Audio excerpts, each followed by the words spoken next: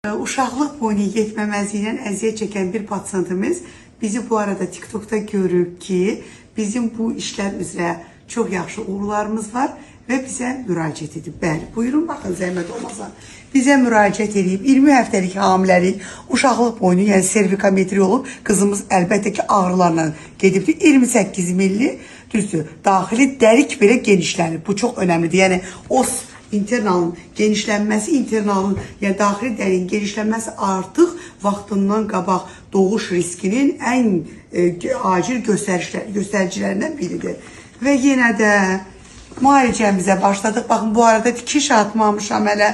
İlk dəfə mən pasiyentə konservativ müalicə təklif edirəm. Çünki tikiş özü də bir invaziv metoddur və böyük həftələr olanda biz onu transvaginal qoymaqda çətinlik çəkirik. Bəli, tikişi transabdominal da qoya bilərik. Serkliyajı, yəni uşaqlıq boynu serkliyajını. Ancaq bu dəfəki xəstənin gestasiyası yaşlı, yəni 21 həftəsi olması və biraz da maddi durumunda sıxıntının olması önce pasiyentə təcili konservativ müalicə təklif elədik. Amma bir şərtlə ki, dinamiki müşahidə, ağrısı yoxsa, uşaqlıq boynu uzanırsa, böyle də davam edəcəyik, belə də davam edəcəyik.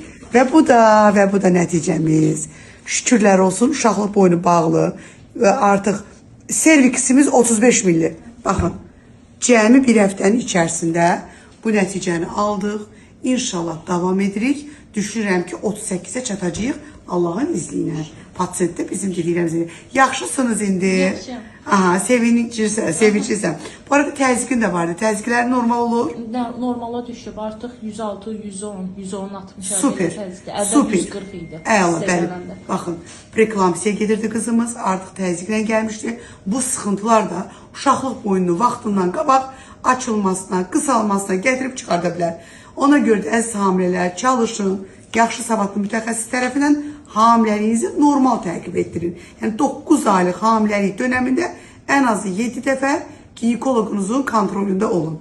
Əlbəttə ki, yaxşı mütəxəssisin.